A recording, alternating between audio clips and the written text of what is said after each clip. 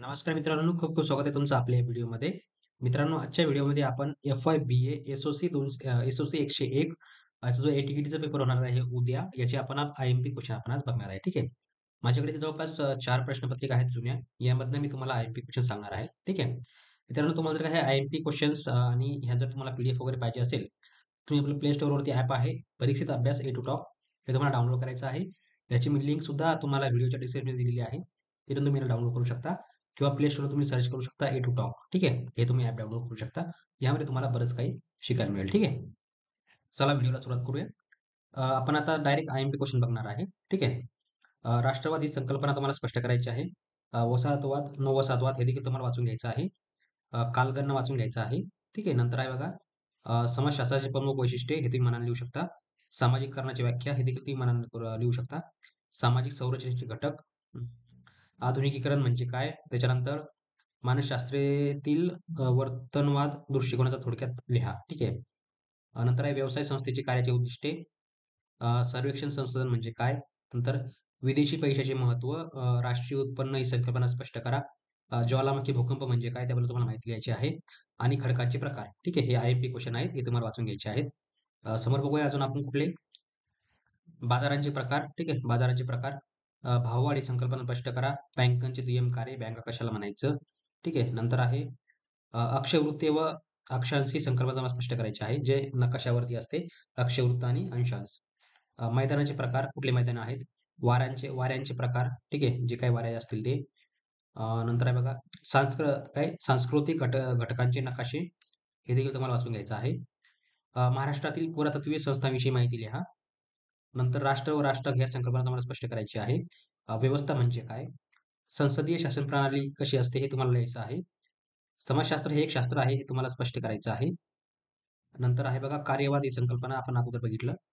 अजून बघूया समोर कुठले कुठले आहेत. पठारांचे प्रकार, शक्ती साधनांचे प्रकार, संख्या प्रमाण व अंक प्रमाण म्हणजे काय हे तुम्हाला वाचून घ्यायचं आहे. व्यवसाय संस्थेचे कार्य हे झालं आपलं, वाचून घ्या. पैसा म्हणजे काय? पैशाची निर्मिती कशी केली जाते हे तुम्हाला वाचून घ्यायचं आहे. समाजशास्त्राची व्याख्या, समाजशास्त्राचे महत्त्व, हे तुम्हाला दोघांचं उत्तर एकच आहे. नंतर आहे शरीरशास्त्रीय मानसशास्त्र व तौलिक मानसशास्त्र, ह्या ज्या 2 उपशाखा आहेत, या तुम्हाला याची माहिती लिहायची आहे. नंतर आहे आदिम संशोधक म्हणजे काय? हे देखील तुम्हाला वाचून घ्यायचं आहे. नंतर आहे इतिहासाचा अर्थ लिहून इतिहासाचे प्रयोजन करा. साहित्य व कला यांचे इतिहास लेखन कसे करायचे हे तुम्हाला वाचून घ्यायचं आहे. नंतर आहे पुराभिलेख संस्था व पुरातत्वीय संस्था यांविषयी तुम्हाला माहिती द्यायची आहे. राज्यशास्त्र म्हणजे काय? हे लावून तुम्हाला राज्यशास्त्राची जी व्याप्ती आहे ते तुम्हाला वाचायचं आहे.